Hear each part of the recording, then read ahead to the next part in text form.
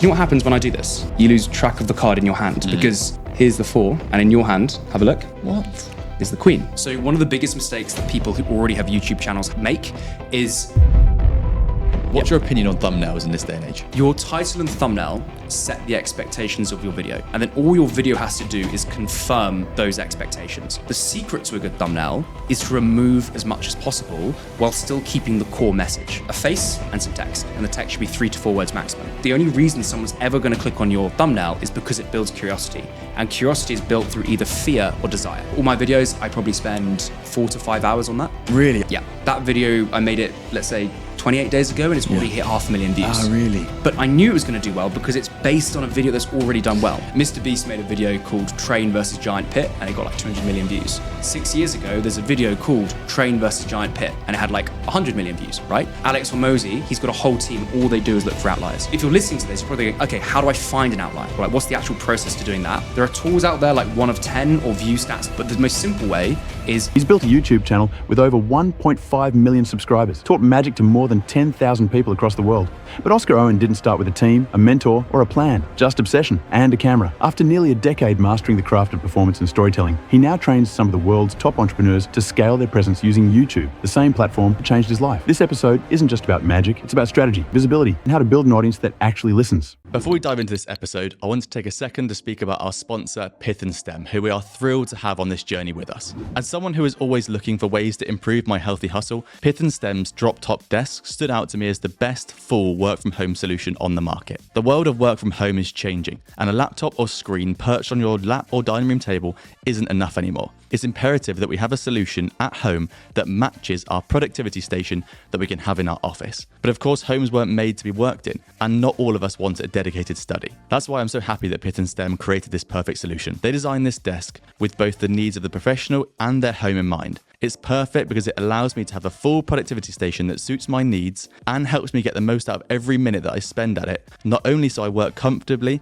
but that I actually enjoy it. And the best thing about DropTop, I can close and lock it at the end of the day to keep work and home separate. And it looks awesome on the wall. You can get your DropTop desk anywhere in the world from pithandstem.com or just Google DropTop and you'll find it pretty quickly. Thank you so much for listening and watching these episodes. It feels like you're really part of the journey with us. And can I ask you one favor to help us grow even further? You may have noticed that we've been getting some amazing guests on. We've got more listeners than ever. But you can help us continue to give value to you by clicking that subscribe or follow button below. It helps us to show everyone else how well we're doing and therefore give you more value by getting bigger guests and take the podcast on the road. It'll take you 2 seconds and it's completely free and it helps us more than you know. Thank you. For the first trick, what I want to do is, in the streets of London, have you seen there's these people who they do this, it's like a scam. So what they do is they've got 3 cards on the table. One is, let's say, a queen, and the other 2 are like distractor cards. And all this, they say, Freddie, follow the queen. And they move the queen around. You say, hey, the queen's there, and then it's not there and you lose your money. Have you seen that? Yeah. Okay, cool. So I'm going to try and do that to you now. Okay. But I want to make it a little bit more fair. So I'm going to try and do it in your hands. So hold your hands up nice and flat for me. And this is the queen. And all you need to do is follow the queen. So the queen's going to go into your hand, other hand on top. Now, without looking, what card's in your hand? Queen of Hearts. Would you bet money on that? Yes. You would? Yeah. So you don't think I've switched it or anything like that? No. Good, have a look. Of course it's the queen. There's only one card, right? So that's the reason why what they do is they introduce a second card, which is a distractor card. So it gets a little bit harder now. All you've got to do is follow the queen. So if you move your hands back slightly, just so the camera can see, but all you've got to do is follow the queen. So I'm going to flip the cards over and just watch the queen. So where's the queen now? Would you bet money? Yeah. Cool, you're confident, but I like it. Good, it's called building trust. So what they do is they introduce a third card. So they'll introduce a third distractor card. And this is where it gets harder because you've got 2 eyes, I've got 3 cards. It's a lot easier to distract you now. So all you've got to do is you've just got to follow the queen and not the 2 4s. So if you hold your hand up nice and flat for me, and I'm going to place the queen into your hand, and all I've got to do now is get the queen out of your hand and replace it with a 4, but so fast you don't see it. Okay? But I wouldn't tell you that unless I'd already done it, because here's the queen, and in your hand, have a look, is the 4. So let me show you that again. So the 4's here, the queen's here. Hold your hand up nice and flat again, just one of them. And I'm going to give you the 4 this time and just watch the queen. So watch the queen very carefully. And it's easy to follow the queen when the queen is face up. So what I'll do is I'll flip the queen face over. And you know what happens when I do this? You lose track of the card in your hand because here's the 4. And in your hand, have a look. What? Is the queen. I'll tell you what, I'll put the queen away. And now you've only got 2 cards to follow. Okay, so you've got 2 4s. That's 1 4, 2 4s. Okay, so 4 number 1 and 4 number 2. So what I'm going to try and do is I'm going to try and get this 4 here. I'm going to palm it off and replace it with the queen and replace the queen for the 4. But so fast you don't see it. All right? So watch this. Would that be impressive? Very. Thank you. Appreciate it. So what I'm going to do is, where do you look? Do you watch my right hand? Do you watch my left hand? Do you look at me here? Do you look at my face? Don't look at my face. Do you look at me here? Do you look at me here? Do you look at... I'm trying to distract you. But I've already done it because the queen's here. And in my pocket is the 4. So the way this scam works is really funny because you can never win, right? So hold your hand up nice and flat. What they would do if you were on the streets of London, they'd say, look, follow the queen. So I'd place the queen into your hand just like that. And if I said to you now, like, where's the queen? What would you say? In my hand. And that is sort of more proving a point because you can't win. And the way this works is I just cheat, right? So I use an extra card. So the queen is always in my pocket and you just switch it in and out the whole time. So the person basically can never win like the gamble. But if I want you to win, I can make you win. So I can take the first 4. I can place the 4 into your hand, the queen into my pocket. I can turn the first 4 into a queen. I can take the second 4, I can place that into your hand. I can snap my fingers, I can turn that into a queen. And I can take the last 4, I can place that into your hand, I can snap my fingers, and I can turn that into a queen as well. And that's all 3 cards. Okay, get the slow-mo on. I'm not having this. Just rewatch it a few times, yeah? That is insane. But yeah, that's just sleight of hand. So that's just basic magic. It's fun, it's good fun, and yeah, that's really... That was mental. But I love it because it's just close up and it's 3 cards and there's no like big stage illusions or anything. But you I genuinely thought I could watch it and see what was going to happen. I thought I could break it. And then very quickly you're like, I'm going to lose so quickly. Well, there is a thing in magic which is, it's like a principle, which is if someone understands how one part of the trick works, the rest of the trick falls apart. And like with some tricks that's true, but like with even something like that, like realistically, I think what's cool about that is it's so many different phases. So you can maybe catch one thing, like a palm or a switch or whatever it is. But because the next phase is always so different, it always keeps the person doesn't know what to expect next. Yeah. And for me, that's when magic's really fun. Because there's always just like something new or something different. So what was your first experience of magic? Can you talk me through the emotions you felt when you first came across it? Yeah, of course. So I think I was like 13 years old and I'd seen David Blaine on TV. And I remember seeing him basically just produce a moment of wonder and astonishment with nothing more than a deck of cards. So I remember I was like 13, I saw him on TV, and with just 52 bits of paper, he was able to produce just an incredible moment for a whole bunch of people. And I think I saw that and I was like, damn, I want to be able to do that. I want a bit of that sort of, I guess, ability to impress others in my life. So yeah, I basically decided there and then that I wanted to learn some magic tricks. The only problem was being 13 and trying to learn magic. Magic societies were too exclusive, magic tricks were too expensive, magic books were really rare. So I think my library had like one magic book in it. And I then just decided to turn to YouTube because it was the only free resource that I could use to actually learn magic. So what I did was from the age of 13 to maybe the age of 16, I just sat down, I just learned as much magic as I can. So I'd go on YouTube, I'd learn all these different tricks and sleights.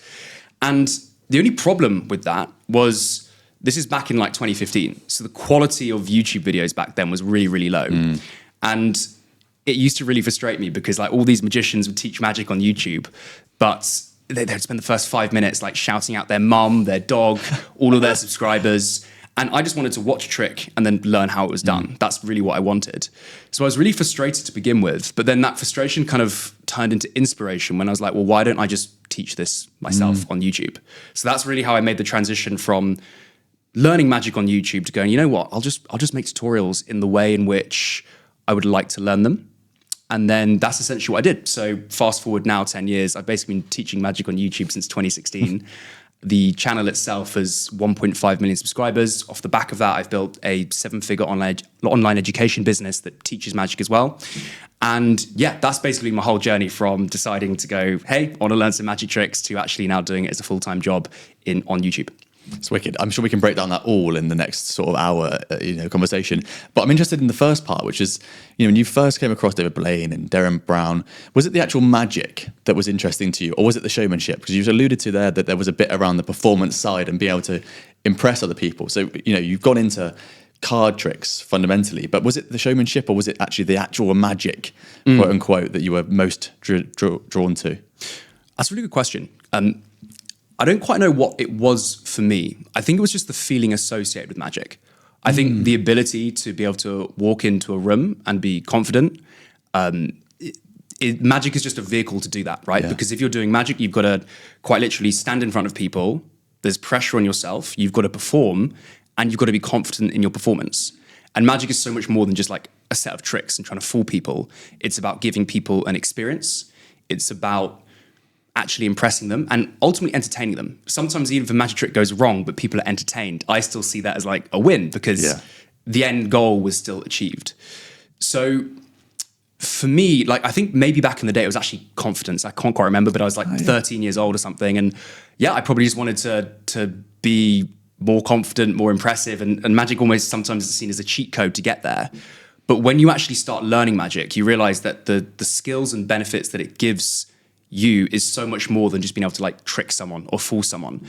It makes you much better at speaking, much better at presenting yourself, much better at being confident in yourself to actually entertain a room full of people and put pressure on yourself when you're doing it. So I think the tangible benefits from magic are really, really interesting as well. So yeah. I mean, 100%. Like, this is what I was really most interested in, because it becomes quite obvious as to why you've got so good at YouTube, because you're already used to having people looking at you, explaining things, doing sleight of hand, being quick, being, clear.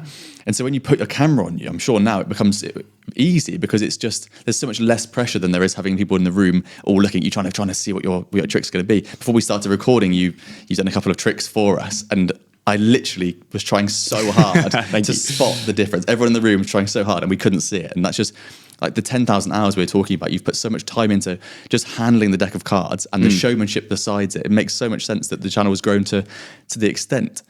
Well, I think it's very interesting you say that, because magic is 80% showmanship, 20% the actual trick, right? In the sense that you could have the best magic trick in the world, but if you perform that in a boring and uninspiring way, it's a boring and uninspiring trick. But you can take a really average trick, like a really just basic, pick a card, here's your card. But if you perform that with comedic timing, if you perform that with suspense, it turns from an average trick into an actual miracle. So when I teach magic to people, I always get them to focus way less on the trick itself, but it's all about how you perform the trick, what you say, the timing. And that's what also makes it fun, because that's the actual experience. The trick or the little sleights that you need to do to get the effect to work, that's just 10% of the actual effect. And the other 80, 90% is the performance itself. Who is your favourite magician or illusionist? If you had to look up and have an inspiration. Oh, it's definitely Darren Brown. Darren Brown, okay, incredible, cool. Incredible. So I've never seen him live, but I've watched a lot of his stuff and his books and stuff. And what I think is so cool about him in particular is that a lot of the time the trick will go wrong to start with, and I'm sure it's baked into the performance. But because it goes wrong, you sort of trust him. And when you were doing your tricks, a minute ago, you were showing me two cards and you were letting me get it right. Yeah. And I think, I'm getting this. But what you're actually doing is building trust. I imagine it's a similar thing with Darren. Yeah, so very, very common he will do that. So he'll get something wrong and it makes you believe that the thing you're seeing is not a trick, but or like a gimmick or something, but you believe it's an actual thing. So if I'm trying to read your mind, for example, and I say to you, I can give you an example now if you want, actually. Go ahead, let's go. Okay. Yeah, we're in big trouble now, please don't be mind. So I've got some cards here. Go ahead. Let me put these away. Now I'll need to show which camera can I show to show they're all different. We can show this camera. Actually, this camera. Okay. So is that, if I do that, are they in shot? Yeah. Okay, cool. So as you can see, every card here in the deck is different. And what I'm going to get you to do is I'm going to get you to choose any card that you want. So I'm going to shuffle the cards up a few times just so I don't know what's where. And also, can I move this mic slightly as well? Just because I want to be able to look at you for this. Yeah, of course. If you're listening on Spotify or Apple, I suggest you move over to YouTube ASAP. Well, no, this is one you can listen to. So you can listen to this trick. It's about to get wild. Yeah, because I was thinking beforehand, like the thing with magic is it's such a visual art form, like the first trick I showed you. So I was trying to think, what can I show you that you can also listen to as well? Yeah. So this one, I'm just going to speak at you. And if you're listening to this, try and pick up on some of the things that I'm going to pick up on, because Freddie's going to be speaking to us and we're going to try and guess some things for what he says. But the first thing is, as you can see, every card in the deck is different. Confirmed. You can see that. And I'm going to give the cards a few cards. And really simply, all I want you to do is just say stop whenever you want in a second. And that's going to be the card that you choose. Okay. So I'm going to turn my head. I'm not going to look, and just say stop whenever you want. Stop. There. Do you want to keep going? You're happy with this card? Keep going. Keep going. We're nearly at the end. Stop. There, you sure? Yep. Okay, take a look at that card. Don't show me. Can I show the camera? Show the camera if you want. You got it? And put it back. And then the rest of the cards go on top. Mm-hmm. I'm going to turn around now. So right now you're thinking of a card. Mm-hmm. And what I'm going to try and do is ask you a few questions. And from the answers you give to the questions, I'm going to try and guess what your card is. Okay. It doesn't always work. I can get quite close. Sometimes I get it on the nose. So hopefully I can. But we'll see how this goes. Depends how easy you are to read. He's building trust. I can see what's happening. So I'm going to ask you some questions. Yeah. And you can either lie or you can tell the truth. Okay. But if you lie, you're going to do something to give it away. Ah, okay. Okay? Yeah, smile. You're a bad liar, I can tell. Yeah, I am. I can read you like a book. She knows. but lie sometimes, make it fun. Okay? Yeah, yeah. So the first question I want to ask you is, was your card a number card or a picture card? Picture card. Picture card, and that's a lie. Because I just tempted you to lie, the first thing you do is you lie straight away, and that smile there confirms it. So keep a poker face. There we go, very good. I didn't know if it was a number card or picture card, and I didn't know if you were lying. So what I actually just did there was I just made a statement. I said, that's a lie. And then I waited for your response. You started smiling. Yeah. And that response gives me the answer. And you now know I don't play poker as well. That's also true. But that's how this first technique works. Yeah. So you make a statement, you wait for the response, and the response gives you an answer. Mm-hmm. So now we know it's a number card. It means it's between 1 and 10. So what I'm going to ask you to do is I'm going to ask you to count out loud so everyone can hear from ace, 2, 3, 4, all the way up to 10. Mm-hmm. And if your card was a 5, which it's not, because if it was a 5, you probably would have done something there to give it away slightly. But if it was a 5, as you get closer to your card, Freddie, you're going to do something to give it away again. All right? And look at me as you do this, because it increases pressure. So count from 1 to 10 for me out loud. Ace, 1, 2, 3, 4, 5, 6, 7, 8, 9, 10. Okay. So everyone listening to that, you'll notice that Freddie slowed down near the end. Okay? And the reason you slow down is because pressure increases the closer you get to your card. And therefore you start overthinking things. And when you overthink things, you want to become less obvious. And to become less obvious, you basically slow down. So I'm going to say that your card was between a 6 and a 10. And I know it is because you smiled earlier when I said you slowed down near the end. So I know it's between a 6 and a 10, but that was good. That was a good poker face there. You gave nothing away. And what I'm going to ask you now is just a whole bunch of fast questions. Just say yes to everything I say. Just say yes, yes, yes. All right? Was your card a 6? Yes. Was it a 7? Yes. Was it an 8? Yes. Was it a 9? Yes. It was an 8, wasn't it?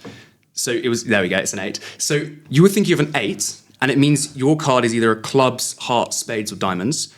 Just think of the suit for me, just visualize it in your head, and try and make it really, really vivid in front of you. So you're struggling with that a little bit. So it's probably not a red card. It's either think of the suit in your head.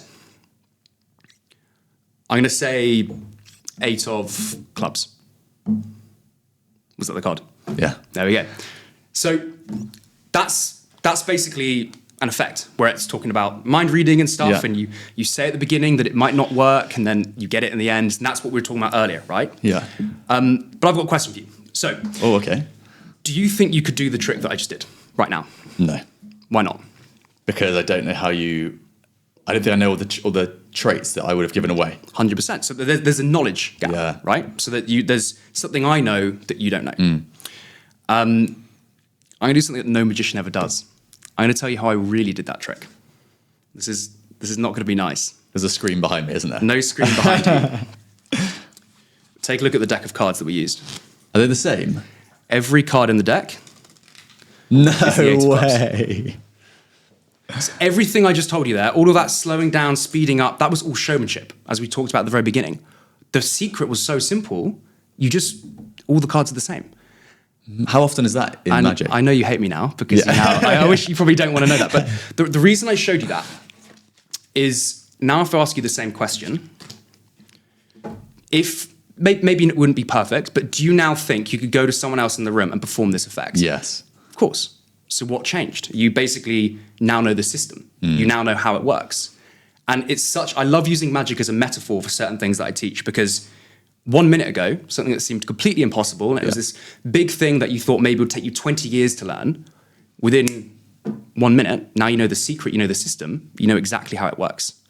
And for me, when it comes to teaching YouTube, that's exactly what I do. So basically, I speak to business owners, entrepreneurs, founders, people who have run agencies, and I basically teach them how to do YouTube. Yeah. And the most common thing people have when they come to me is to say, hey, Oscar, I can't do it. I believe I don't know how to do thumbnails or do titles or do scripting. And my job is basically just to show them the systems behind how you actually do all these different things. And when you understand the systems, when you fill in that knowledge gap, suddenly YouTube becomes a lot more simple. So that's kind of how I teach YouTube to people. And yeah, that's basically what I do. Okay, I think that was probably the best segue we've ever had from what you do to what you now currently sell. Yes. So let's talk about YouTube, because even when you were doing that then, I think there were so many things there that resonates, like even like sales calls or pitching or anything makes complete sense to the card sheet you just showed me. Yeah. And you've broken down limiting beliefs. There's a knowledge gap that's been completely quashed now, and I understand more parts of it. Yeah. So let's go back to the start, right? So you started teaching your other people how to do magic because you realized that there was no way that people could teach as well as you could. Or you believe that to start with, at least. You started at 14, 15, making magic videos online. It's not that it wasn't that I was better, I was just different. And I think that's a really important thing. There's a lot of people who want to do YouTube, and they see the competition. They see Alex Hormozy and they want to do marketing as well. And they go, oh God, I can't do it because Alex Hormozy's dominating. Yeah. And you don't need to be Alex Hormozy. In fact, if you try and be Alex Hormozy or Iman Gatsi or whoever you want to be, you can't be them, because best case scenario, you're just the second best version of them. Yeah. So I always tell people who want to do YouTube, you don't need to be better, you just need to be different. So do you have a unique experience of some sort? Let's just say you want to teach people to lose weight. Do you have your own experience where you went from fat to fit? That's your USP. That's what you need to really leverage when it comes to building out your YouTube channel. So with me in the magic scenario, my whole thing was cinematic content. I loved producing really high quality videos. That was just my thing when I was back at school. So I wasn't necessarily better at magic. In fact, there's a lot of magicians who are better than me at magic. I was just different in the way in which I taught it, because I wanted to make cinematic tutorials and people vibed with that. And it just, my personal brand in the magic space, it just stood out. And yeah, that's basically how that channel grew so fast. So I love this. So we went for coffee recently as well, didn't we? And you looked at my channels and we had a chat about different bits. And what I thought was really interesting about that chat is we actually spoke about Ali Abdaal. And we spoke about how there's puddles, lakes and oceans to all sorts of knowledge. So people know Ali Abdaal now for productivity, really, probably. That's his ocean. That's massive. I couldn't start a productivity channel because no one would listen to me. His lake is probably YouTube. He's kind of known for it, but it's not as big as productivity. But his puddle was helping people revise for a specific medical exam. Yeah. And so if he'd have started with YouTube, no one would have listened. If he'd have started with productivity, no one would have listened. Everyone listened to that tiny niche thing that he started on, which was medical exams, which is exactly what you said, right? Where if you could have a video with 500 views and you can make a lot more money than a video with 100,000 views if the niche is not designed creatively enough, I guess. 100%. So it's all about, when starting out, I always think the most powerful thing for anyone to do is to niche down first. So really figure out who your ideal viewer is, figure out what problem you want to solve for them, and then just go all in on that. So this is actually why, looking at the Alex Hormozys, the Ali Abdaals, they're not actually the best people to model, because Alex Hormozy, before he became him, he did 5 years of gym content before he went, oh, let's do marketing. Ali Abdaal, he did years worth of how to get into like Cambridge University or whatever it was before he became the productivity guy. And the other thing, limiting belief people have, is they think, well, if I niche down on YouTube, I'm going to grow really slowly. It's actually the other way around. If you niche down, you train the YouTube algorithm a lot faster on who your ideal viewer actually is. YouTube is then able to categorize you faster, it's able to find your ideal viewers faster, and you actually grow faster because you're not competing against Ali Abdaal, you're competing against a much smaller pool of people. So within that small pool, you grow faster, you make more money because you're actually targeting a specific group of people. And then from there, if you want to go into this generic big personal brand thing, which by all means do if you want, then it's a lot easier to attack it that way. So just explain to us, why is YouTube such an opportunity in 2025 and beyond? So I would say specifically for like business owners, entrepreneurs, experts, they're the people that I really help out. There's two reasons. Firstly, it allows you to build trust at scale. So have you heard of the 7-hour rule? Which is, so for those of you who don't know, it's like if you want to sell something high ticket to someone, they've got to consume 7 hours of your content. So 7 hours is like this magical number. It was a study done by Google. And on LinkedIn, or on Twitter, let's just say you spend 7 seconds reading a tweet. Someone needs to consume 3,200 tweets before they actually hit that magical 7-hour rule. On LinkedIn, let's just say you spend 30 seconds reading a LinkedIn post. That's 840 LinkedIn posts before they've hit the 7 hours. On Instagram and TikTok, let's say you spend 60 seconds on a reel or a TikTok. That's still 420 reels or TikToks before they actually get to that 7 hours. But on YouTube, if a YouTube video is about 15, 20 minutes, it's about 20 or so videos before they hit that 7 hours. So from a business owner's perspective, if you're looking to sell things high ticket and build trust at scale really fast, YouTube is by far the best platform. The second reason is YouTube is also the second biggest search engine in the world. So people don't realize this, but let's just say let's say you want to learn how to run Facebook ads. You're not going onto LinkedIn going, how do I run Facebook ads? You're not going onto TikTok and looking it up. You're going onto YouTube or Google, and Google owns YouTube, so most of the time it just recommends YouTube videos anyway. And as a business owner, your ideal clients, the people who you want to work with, like right now are searching for specific problems. And if you can position yourself in a way on YouTube where you're able to rank for those keywords that those people, your ideal viewers are searching for, you're able to grow your business really fast with a negative cost of customer acquisition because YouTube quite literally pays you by ads to have these videos online. These people find you, they trust you, and they want to work with you. And that's essentially how I've been able to build out my magic business and my coaching business for YouTube as well, with no money on ad spend or anything like that, because I've just learned how the whole YouTube game actually works. And to that point there, I mean, ads cost so much and they're only going to get more and more expensive. We've also got AI, which means that information is becoming less and less valuable. So the only way to overcome that really is to build trust at scale, and long form content, especially on YouTube, is such a good way to go. So for people that don't really understand, what does creating a YouTube front end to your business look like? Like what do you do? Just make videos? How does that work for people? Yeah, I'd say the most important thing is, before you worry about the how to make a video, you need to know the who. Who are you actually making videos for? It's a bit like if you were to run like Facebook ads, right? The first thing you would do is like, okay, who are we targeting with this ad? What's their location? What are their interests? What are this? So I would almost see YouTube like an ad platform, but just make videos with that ideal viewer in mind. So really sit down and think to yourself, who is my ideal viewer? What are their pain points? What are their goals? What are they struggling with? And also, how can I help them? And what I always recommend to people who are starting to do YouTube is you need to have like a mission statement for your channel. You need to pick one problem and just solve that problem. So the mission statement generally is, I help ideal viewer transition from pain point to goal so they can have a certain outcome. You need to have that really, really solidified before you start making videos. And once you know the who, then the how actually becomes a lot easier, because you know who you're making videos for, you know their problems, you know all that kind of stuff. And then all you do is you just make videos for that individual. Like literally with my clients, I tell them to have a cardboard cutout of the exact person that they want to be making videos for. And then from there, they just think, okay, what would this person want? What would actually genuinely help them? What would genuinely solve their problems? And then you make content based on that. So that's really the first step you need to think about when it comes to building a YouTube channel. Interesting. Okay. And then to create the business of the back end of that, presumably a video has a CTA into go and click a template or a course or a lead magnet or something underneath. Yeah. So it's almost like three parts. There's the YouTube video, there's the call to action, which is like they actually click the link, and then there's your website. And the most important thing here is you want continuity between all three things.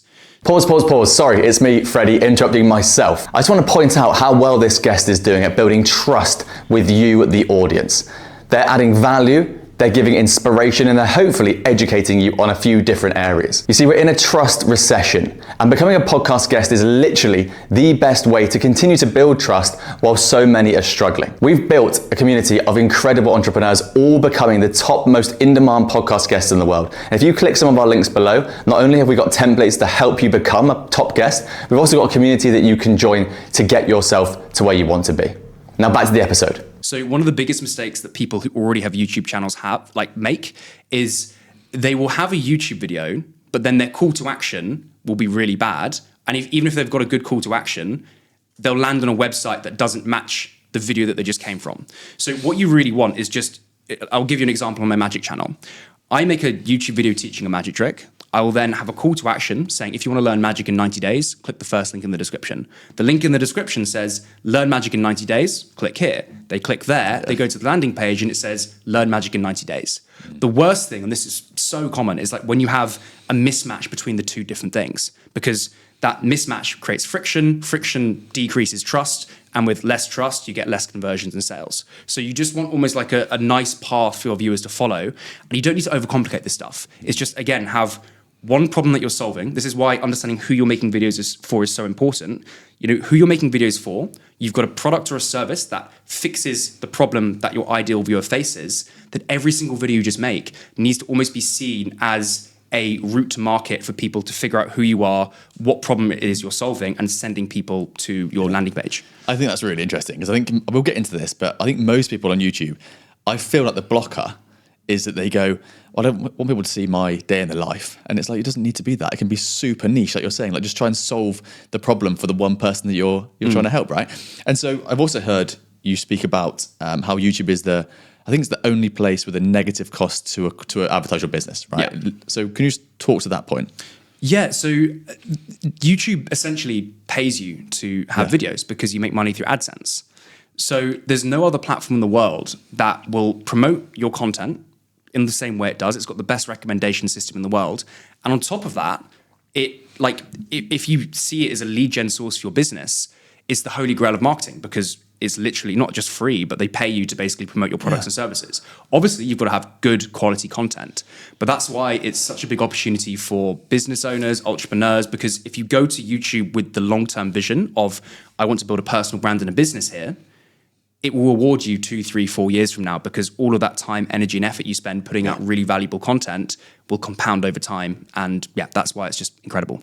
I really like that part. And the other thing that you mentioned when we saw each other a couple of weeks ago was that I said to you, how important is it to have a good camera and a good setup? Because some people just say, just use your iPhone and just get started. But you were like almost the opposite. You were like, get some good camera equipment, because the real estate is so competitive on YouTube. Why would you give yourself that competitive disadvantage? 100%. So it's more, the way in which I like to think about it is, if you want to succeed on YouTube, you want to, forgive the analogy, but stack the cards in your favor, right? So will having a better camera mean you get 2 times the number of views? No, of course not. Realistically, the most important thing is, you know who you're making videos for, you solve a problem for that individual, and you just make really good content that serves that individual. That's the most important thing, and that's the biggest needle mover for your business. But if you can have higher production value, if you can have better scripting, if you can have better thumbnails, all of these different things increase the chances that your video does well, because they might add 5% of, a better camera might make your video 5% better. And 5% better on all of your videos going forward, over time that will compound.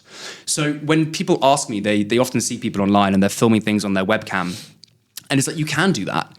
It just makes it harder for you to succeed. Yeah. It's not impossible. So when people say, hey, do I need a really good camera? I always say, it's not needed, but if you can afford it and have a really great studio, then of course I'd recommend it, because it just puts you that little bit further ahead. Which I think is really genuine advice. It's a bit like having a podcast with bad mics. Like you just can't listen. It could be the best guest in the world and the best host in the world, but if it's a bad mic, it's bad audio, they're not going to listen. Yeah. And I feel the same with YouTube. If I see someone with a bad camera, I might watch the first 5 minutes, but I'm just not going to watch an hour and a half, or however long the video might be. I just find that friction so difficult in a world where there's other options, right? Well, imagine you've got 2 people coming to a job interview, and they both have the same qualifications, and one person turns up and he's in a scruffy shirt and sandals, and the other person turns up and he's in a really smart suit.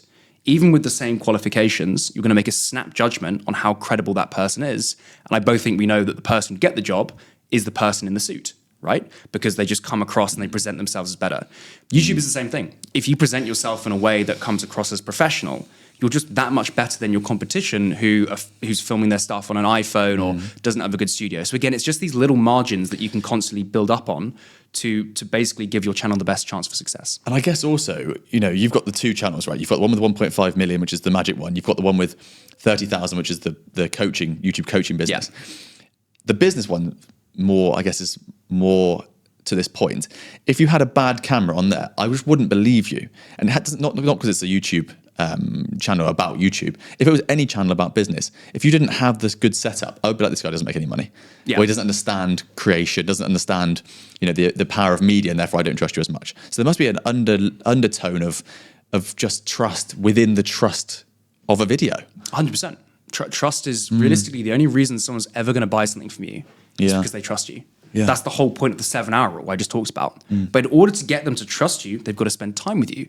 In order to spend time with you, they've got to like your videos and watch you. So the best way to do that is just to make it as easy and as enjoyable as possible to watch your videos. And one of the easiest upgrades is your camera and microphone, right? Because you set it up once and then it's done. So it's just one of those things where it's so worth it, in my opinion, to actually upgrade it. Yeah. And I feel like most people don't say that. People in the course creation, world, they're just like, no, any camera, just get started. You can buy my course, we can get started straight away. And you're like, no, well, you said you can do that, but why not do the best you can? And the cameras aren't that expensive these days, right? £200-300, you get a decent camera. Yeah. Okay, so what about, I really like the point about the funnel. So from the video to the link, to the landing page, to the course, all really links through really nicely. Can I take it one step further back to the thumbnail? Because there's nothing worse, in my opinion, than clickbait, where you get a thumbnail which does not link to the video. So what's your opinion on thumbnails in this day and age? Sure. Well, I would say your title and thumbnail set the expectations of your video. So your title and thumbnail set some expectations, and then all your video has to do is confirm those expectations. So clickbait is when your title and thumbnail set some expectations, and then your video doesn't meet those expectations. You've been clickbaited. So when it comes to making a really good title and thumbnail, what I recommend to people is you always start off with a title and thumbnail. So the process to making a really good YouTube video is step one, you come up with a really good idea for your ideal viewer. So you think, oh, this is a really good video idea. Once you've got a really good video idea, I recommend people spend at least 50% of the entire production process on their title and thumbnail and video idea. Because you could have the best video in the world, the best production quality, whatever it is. But if the idea is you just drinking your water in the morning, it's boring and no one's ever going to click, right? So your idea and title and thumbnail, that's known as packaging, is the single most important part, because if people don't click, they don't watch. So when it comes to making a really good title and thumbnail, the only job is to make someone click. That's the only purpose of your title and thumbnail. And generally speaking, people overcomplicate thumbnails. They think if you add in all these crazy elements with numbers and money and faces and this, people are more likely to click. But you've got to remember that when someone's scrolling through YouTube on their iPhone, they only have, I think it's less than a second to actually process your thumbnail and decide whether or not they click on it. Yeah. Therefore, the secret to a good thumbnail is to remove as much as possible while still keeping the core message. And the best way to do that is just to have two parts to your thumbnails. A face, in most cases, and some text. And the text should be 3 to 4 words maximum. And if you can basically do that, that's what all the top YouTubers do. Look at Alex Hormozy, look at Ali Abdaal, if we use these examples. Go through all of their videos, like now if you want, if you're listening to this, and you'll notice that 80% of the time, their thumbnails is a face and text, and that's it. Because it's so fast and easy to process. Now, 80% of a thumbnail is also psychology, and 20% is design. So the other problem I see people making is they have these really pretty thumbnails. They look very nice, but they don't build curiosity. And the only reason someone's ever going to click on your thumbnail is because it builds curiosity. And curiosity is built through either fear or desire. So they're the two emotions you need to play on in order to make a title and thumbnail that's actually clickable. So what I recommend people do is you've got a really good video idea, awesome. So you now think, how can I package this idea into a title and thumbnail that builds the most either fear or desire, ultimately curiosity? How can I actually do that in the title and thumbnail? And you should spend, for all my videos, I probably spend maybe 4 to 5 hours on that, or my team does. But really, on the actual, just the almost the marketing of the video. Yeah. Interesting. The actual filming might take me 30 minutes. The filming, the editing is done by editor, so that's the fastest part. That's what I was going to say. So which parts do you outsource? The editing, the thumbnails, but the thought, the strategy is you? Yeah. So I speak to the main people I teach are business owners, entrepreneurs, founders. And the truth is, like, they don't have loads of time. So they always say, look, Oscar, I want to do YouTube. I want to build a channel, but look, I'm not going to spend 50 hours a week on this channel. I simply don't have the time. I'm a busy person. I've got my business to run. I've got my family to look after. I'm trying to maintain a social life. What should I be doing and what can I outsource? So I always say to them, you should become the CIO. You should become the Chief Ideas Officer. So on my Magic channel is a good example of this. I will come up with a really good video idea. And this is what I recommend people do. Because if you're a founder, it's your channel. You come up with the ideas. You're the person with the knowledge. From there, quite literally everything else can be outsourced. So the scripting can be outsourced, the editing can be outsourced, the uploading can be outsourced, the tags, the descriptions, all of that can be outsourced. The only things that can't be outsourced is the ideas, because it's your channel, it's got to have your stamp of approval, and the actual filming as well. But for the filming, you can just read a script that's been written by someone else. So realistically, the highest leverage thing you can do is come up with really good video ideas for your ideal viewer, if you're a founder this is, and then outsource everything else. So for my Magic channel, I don't even perform the magic anymore. I've got magicians who are far better than me. They do the magic. So what I do is I come up with a really good idea. I go, okay, I think this video will do really well because I know my ideal viewers. And then I send it off to a scriptwriter to do the scripting. I send it off to a magician to do the actual trick. And then I've got a content manager who sort of organizes all this stuff for me. And then they just send the video back to me. I put my stamp of approval on it or put any different like changes I'd make on it. I still introduce the videos and do voiceovers, but that's just a script I'm given. And then from there, the video just goes out. So really, when it comes to being like an entrepreneur doing YouTube, ideation and filming are the only two things you need to do. So it becomes a full media company behind the scenes. So how do you think of ideas? What's the ideation process for people that are really busy? How do they know what videos to make, and then how do they batch videos to make it sort of more efficient for them? Great question. So the best thing you can do when it comes to doing ideas, there's kind of two parts to it. One is you just know your ideal viewer and you think, okay, what questions in my community am I always getting asked? When I sit on sales calls, when I'm speaking to clients, what problems are they always facing? Because if one person's facing that problem, then the chances are more people like that is also facing those problems as well. So you just make videos around that. It's almost like frequently asked questions. And they're quite simple videos. It's how to do this, how to fix this. Just that's one style of video you can make. The other one you can do though, and this is what I do, especially if you want to grow your channel and get more views, is you look for what are known as outliers. So an outlier is just a video on another channel that's performed better than that channel's average. So let's just say a channel's got 10,000 subscribers and they make a video and that video got 100,000 views and their channel averages 10,000 views. That video is a 10x outlier. So what you can do is you can look at that video and something about that video made more people click. And normally it's because they've got a really good idea, really good title, and really good thumbnail. You take that idea as your starting point, you don't copy it, but you build on it. And you take it as your starting point, and then from there, you generate a whole bunch of ideas. How can you put your own unique spin on it? How can you be inspired by this, but have your own opinion on it? Yeah. I do this all the time. So there was a video on a Magic channel recently, and it was called like 10 easy bar tricks anyone can do. And this channel has 50,000 subscribers, and this video got like 150,000 views. So it was an outlier for him.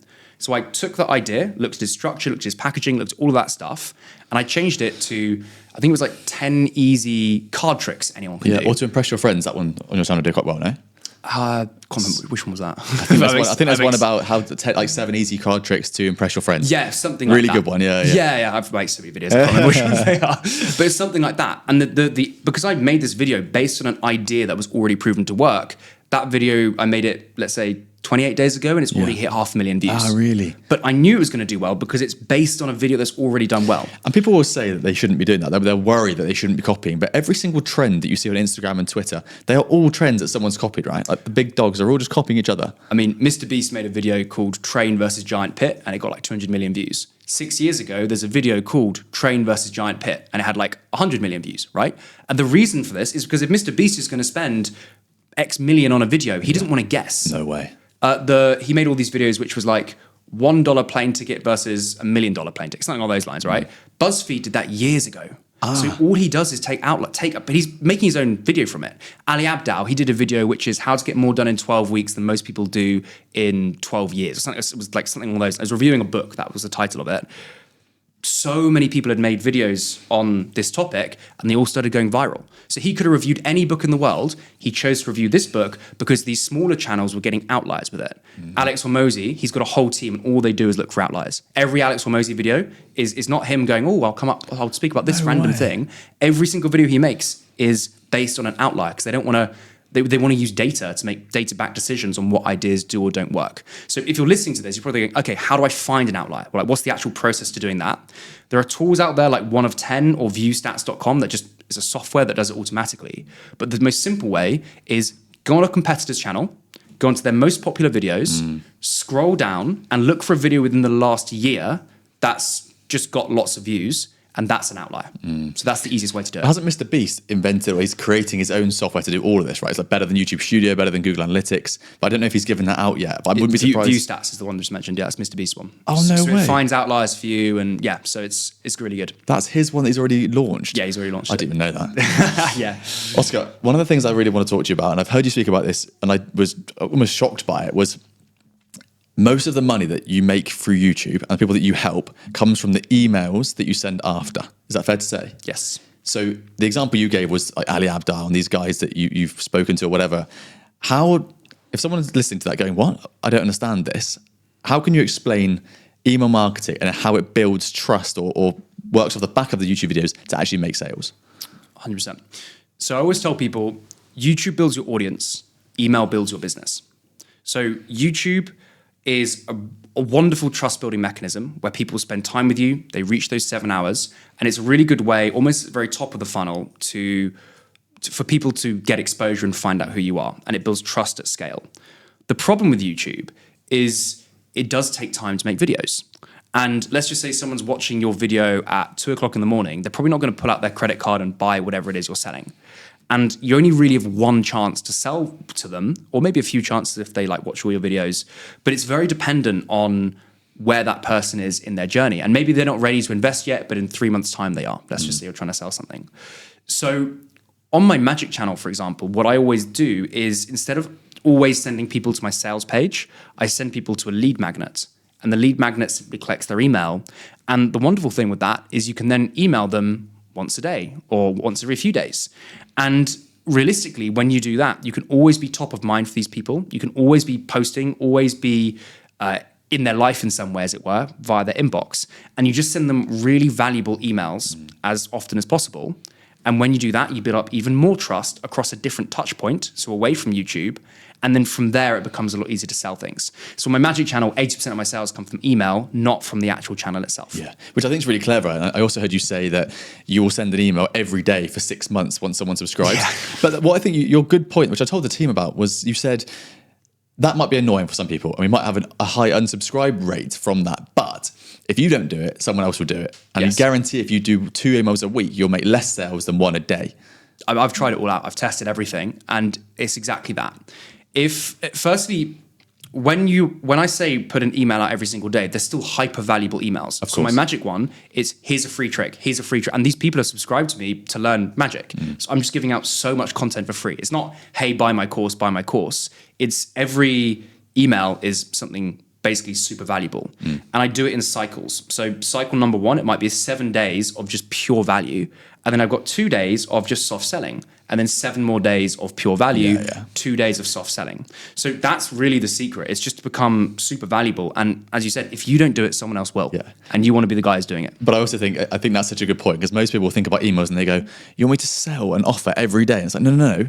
You want to just be, it's like they've invited you in to give them more content. That's what they've done. It's not try and sell every single day. Just finally, if someone's listening to this and they've got a business and they've got a YouTube channel with maybe very few videos, or if they get no traction and they think they're a creator but it's not working for them, what would your best bit of advice be to them? If everything was wiped off the table, all your YouTube channels were taken away, what would the one bit of advice be that you gave to this person? It would be to understand that YouTube is simple, but it's not easy. It's simple because the secret to doing YouTube, and this is what I would do if everything went away, is the secret formula to doing YouTube is you need to post 1 video per week for 52 weeks and improve one thing at a time. That's it. It's so simple. If you do that, anyone listening to this, if you make one video a week for 52 weeks and you improve one thing at a time, YouTube will change your life and in business in some way. I can't put a number on it. I can't say you get this many views. I can't say you get this many subscribers, but something will happen because you're putting yourself out there so much. So it's very, very simple, but it's not easy. Because in order to do that, not only do you have to understand the technical side of YouTube, you've also got to understand the mental side of YouTube, which is you make a video, it gets no views, and you do it again, and it gets no views, and you keep doing this over and over again until you figure out how it works. So mentally it's tough. Technically it's tough because there's lots of different skills to learn. And I would then say to the individual, you've got to basically have the right mindset to understand that if you've got anything less than a 1-year outlook on YouTube, don't even bother starting. So you have to have a long-term vision. You've got to understand that there's lots of failure before you hit success. But all it takes is one video to have YouTube change your life. I had a guy recently who's part of my program. He'd made maybe like 40 videos talking about web design with nothing. And then his 41st video, a conference owner for the web program he talks about, saw it, invited him out, gave him his first ever speaking gig in front of loads of people. And then from there, he got loads of clients. So 40 videos, no success, just grinding away, 1 video per week. 41st video, his life changed. And that's like realistically 8.5 months, right? Which is so quick, because I think the stat came out this week, or recently I saw it anyway, that Mr. Beast did 455 videos before anything went viral. Yeah. Okay. Thank you for listening to that episode. I hope you enjoyed it just as much as I enjoyed speaking to that guest. If you scroll down now, you will find a link to our Healthy Hustle newsletter. There's more than 10,000 people receiving the newsletter every week, and it helps break down how to become a top podcast guest. It will also break down exactly what this guest that you've just listened to did to create such a great episode that you've just listened to. I hope it's helpful, and I'll see you in the next one.